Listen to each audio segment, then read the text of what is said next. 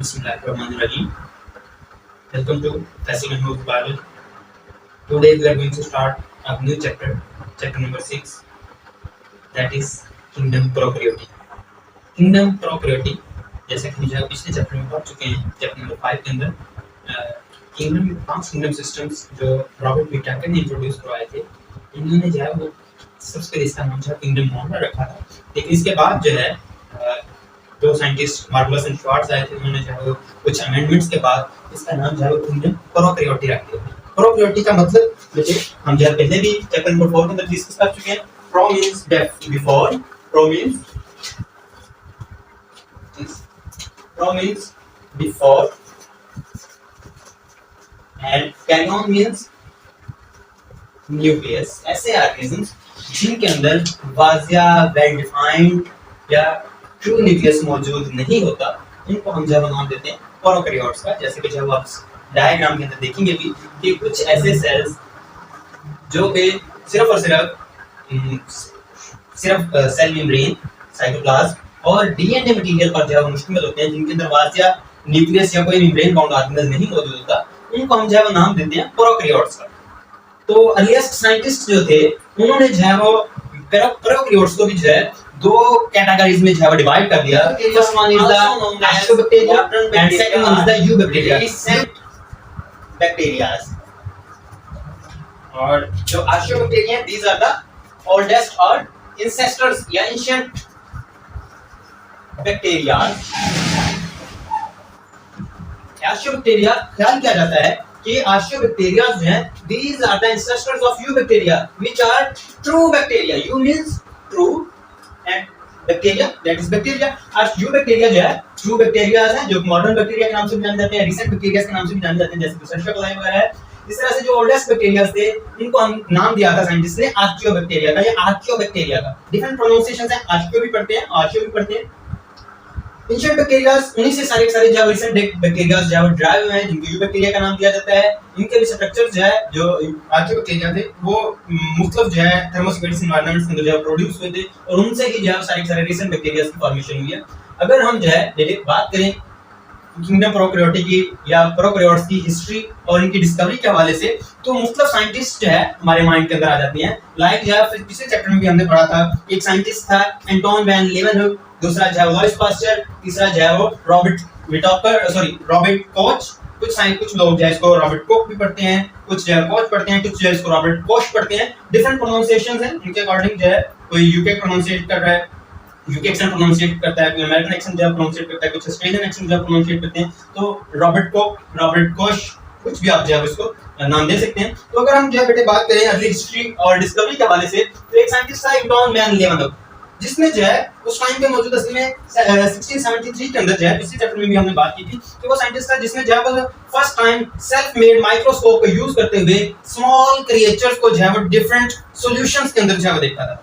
तो Anton van लीeuwenhoek ने जो है उस टाइम पे ऐसा कुछ सीन नहीं था कि आप जो है मार्केट में जाएं या आजकल जैसे जो है मुख्तलिफ स्कूल्स के अंदर, कॉलेजेस के अंदर जो है लैब्स मौजूद हैं, आपको इजीली जो है वो एक्सेस हासिल है माइक्रोस्कोप्स तक, compound, simple and even electron microscopes तक। तो तब ऐसा माहौल नहीं था, लोगों को, साइंटिस्ट को बहुत ज्यादा मेहनत करनी पड़ती थी इस चीज के लिए। तो एंटोन वैन लीeuwenhoek एक ऐसा ही साइंटिस्ट थे, इन्होंने जो है अपनी सेल्फ मेड माइक्रोस्कोप जिसके अंदर जो है दो लेंसेज लगा के इसने जो है चीजों को जस्ट मैग्नीफाई करके देखता था, बड़ा करके मैग्नीफाई करके देख रहा था। इसने उस टाइम पे जो है एक सेल्फ मेड माइक्रोस्कोप को यूज करते हुए सबसे पहले जो है वो रेन वाटर के अंदर जो है जो कि स्टैग्नेंट वाटर था, 2-3 दिन से खड़ा था, तो उसके अंदर जो है इसने स्मॉल क्रिएचर्स जो है देखी और उस स्मॉल क्रिएचर को इसने जो है एनिमल्क्यूल्स का नाम दे दिया हुआ है कि ये कुछ मॉलिक्यूल साइज स्ट्रक्चर्स हैं जो कि लाइफ प्रॉपर्टीज जो है शो करते हैं। ये जो है वो स्विम कर रहे हैं पानी के अंदर और उसने जो है उनका कोई स्केच टाइप डायग्राम भी उस टाइम पे बनाया। ये चीज जो है हम लोगों ने खुद की हुई है, देखी हुई है। मैंने खुद भी रेन वाटर जो थोड़ा सा गंदा हो चुका था, 2-3 दिन से खड़ा था, जो जब वो ग्रीनिश होना शुरू हो जाता है थोड़ा अगर आप उस रेन वाटर को लें और जाकर जो है माइक्रोस्कोप के अंदर ऑब्जर्व करें तो उसके अंदर जो है वो आपको मुख्तलिफ ऑर्गेनिजम्स नजर आते हैं। मैंने खुद देखे हुए अमीबा देखा हुआ है, वॉलवॉक्स टाइप्स जो है उन्होंने ग्रो की हुई है, या जो है क्लेमेडोमोनास जो है उसके अंदर इजीली ऑब्जर्वेबल जो है माइक्रो ऑर्गेनिज्म है। तो इसी तरह से एंटोन वैन लीeuwenhoek जो साइंटिस्ट था, इसने जो है रेन वाटर के अंदर छोटी-छोटी स्मॉल क्रिएचर्स देखी, उस क्रिएचर को जो है वो इसने नाम दे दिया एनिमल क्यूल। स्मॉल क्रिएचर से जो है इसने एनिमल क्यूल्स का नाम दिया हुआ था। और इसी तरह से इसने जो है सबसे पहले रेन वाटर देखा। रेन वाटर के अलावा इसने जो है वो मैंगर्ड जो है ट्राई किया, विनेगर के साथ साथ जो है इसने मुख्तलिफ ऑर्गेनिज्म जिनके अंदर डिजीज पैदा हो चुकी थी उनका जो है वो ब्लड लिया, सैंपल्स लिए, उनको भी जो है माइक्रोस्कोप के अंदर देखा तो मुख्तलिफ किस्म की स्मॉल क्रिएचर जो है उसको नजर आई। विनेगर, इसके अलावा जो है सलाइवा, ब्लड के अलावा जो है पॉन्ड वाटर, टैप वाटर, मुख्तलिफ जो है सॉल्यूशंस का या जो है वाटर्स का जो है इसने मजमुआ अपनी सेल्फ-मेड माइक्रोस्कोप के अंदर देखा और उसके अंदर जो है मुख्तलिफ किस्म के माइक्रोब्स, स्मॉल क्रिएचर्स जो है उसको नजर आई और जिसकी जो है इन्होंने डायग्राम्स ड्रा करने की जो है कोशिश की, जैसे स्ट्रक्चर्स उसको नजर आई इसने जो है ड्रा किए।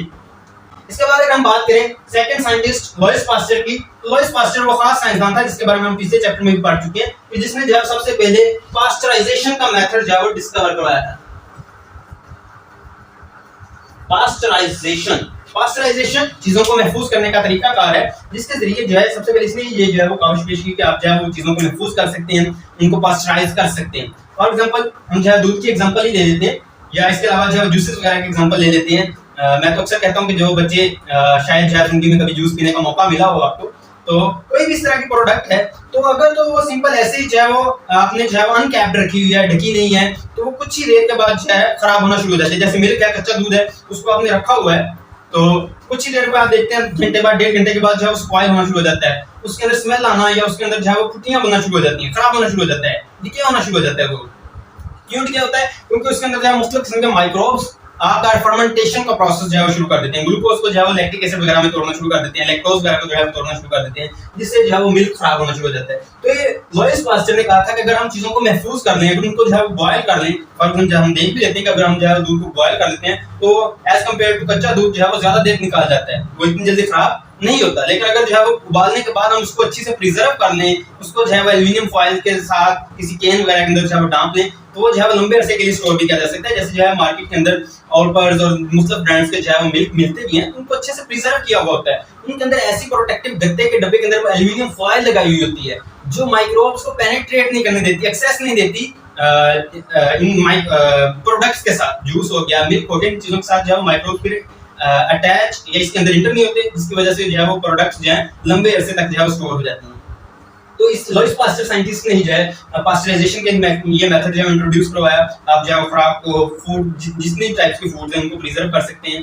और इसके अलावा जो है लुईस पास्चर ने वैक्सीन्स, मुख्तलिफ जो है डिजीजेस के अगेंस्ट जो है वैक्सीन डेवलप करने की कोशिश की। एंथ्रैक्स है, एंथ्रैक्स के साथ साथ जो है रेबीज है, रेबीज के साथ साथ जो है वो फॉल कर रहा है। तो डिफरेंट वैक्सीन्स के ऊपर भी उसने काम करने की कोशिश की और उसी के नतीजे में जो है जब एक साइंटिस्ट काम करता है तो उसके साथ साथ जो है मतलब जो है साइंटिस्ट कोलैबोरेट करते हैं और जो है एक प्रोडक्ट जो है या एक जो है हमारे पास वैक्सीन टाइप वगैरह जो है बन जाती है, कुछ मेडिसिन वगैरह हम जो है इस तरीके से प्रिपेयर भी करते हैं।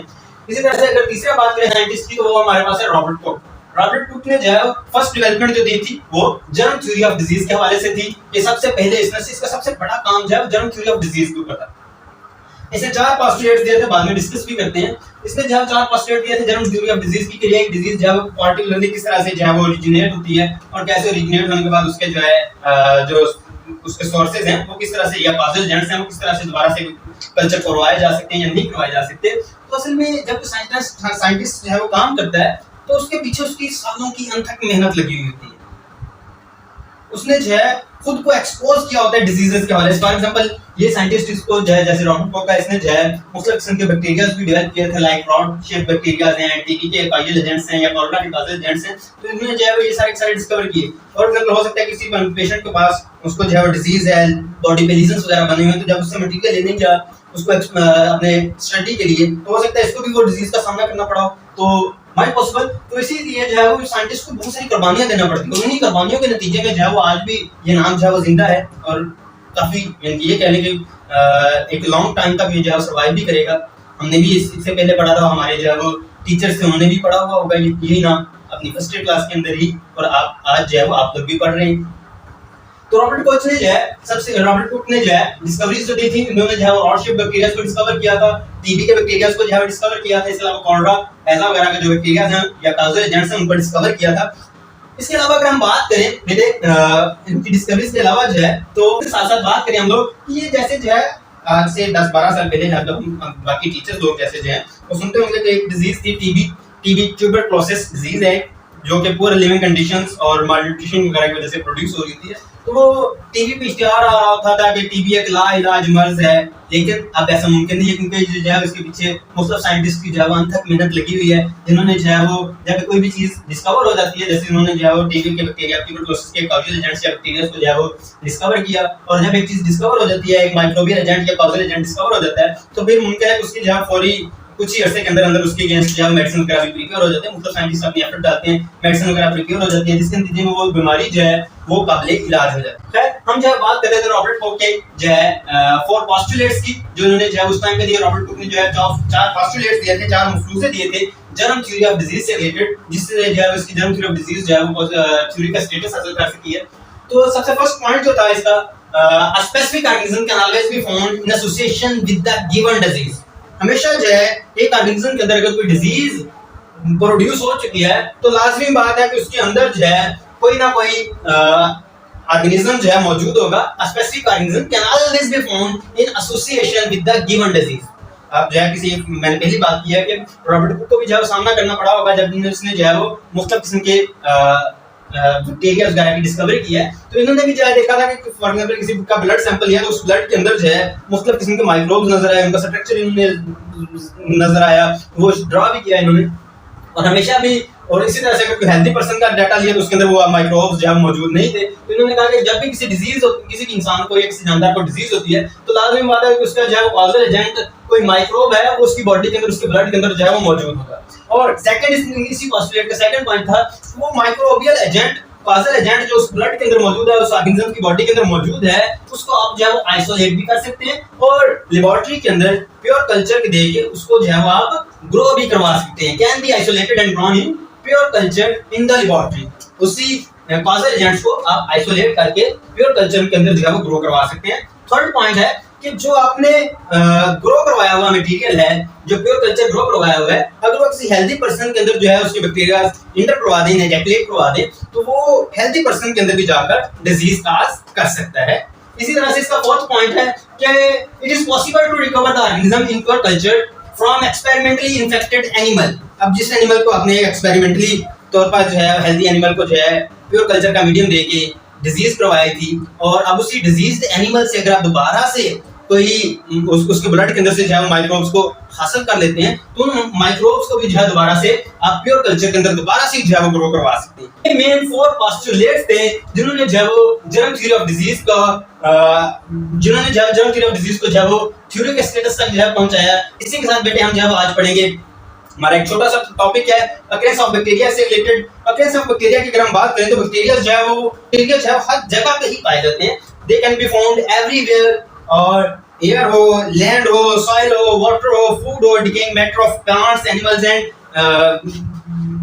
मैंस हो, इन सब के अंदर जो है ये बैक्टीरिया हमें देखने को मिलते हैं। मैं भी बात कर रहा हूँ तो मेरे हाथों के ऊपर जो है पता नहीं कितनी टाइप्स की बैक्टीरिया मौजूद है, मेरी स्किन के ऊपर कितनी टाइप्स की बैक्टीरिया मौजूद, मेरे हाथ में ये पॉइंटर्स पकड़े हुए हैं तो इसके ऊपर भी जो है मुख्तलिफ किस्म के माइक्रोब्स मौजूद हो सकते हैं। तो ये बैक्टीरिया जो है हर जगह पे ही पाए जाते हैं, और ये जो है अपनी अपनी मैंने लिखा हुआ point very according to number and locality of the environment. ये जो है वो एनवायरनमेंट के ऊपर भी डिपेंड करता है कि किसी एनवायरनमेंट के अंदर इनकी तादाद कम और किसी दूसरे एनवायरनमेंट के अंदर इनकी तादाद ज्यादा हो सकती है। मैंने थर्ड पॉइंट लिखा हुआ है सम प्रेजेंट इन नेचुरल फ्लोरा। कुछ जो है माइक्रोब्स नेचुरल फ्लोरा वगैरह के अंदर पाए जाते हैं, लेकिन कुछ जो है वो स्पेसिफिक कंडीशंस लाइक जो है वो अल्कलाइन मीडियम है, लाइक जो थर्मस इक्वेटस है, या जो है स्पेसिफिक पीएच स्पेसिफिक टेंपरेचर के ऊपर ये जो है वो पाए जा रहे होते हैं। कुछ बैक्टीरिया जो है स्पेसिफिक कंडीशंस के अंदर जो है डेवलप करते हैं, लाइक जो है कुछ बैक्टीरिया अल्कलाइन सॉइल के अंदर जो है पाए जाते हैं, अल्कलाइन मीडियम के अंदर पाए जाते हैं, कुछ जो है वो ज्यादा गर्म माहौल के अंदर टेंपरेचर्स के अंदर ग्लेशियर्स के अंदर जो है पाए जाते हैं। तो बैक्टीरिया अपनी लोकेलिटी के हवाले से भी जो है वो मखसूस होते हैं, स्पेसिफिक होते हैं अपने अपने एनवायरनमेंट के तहत।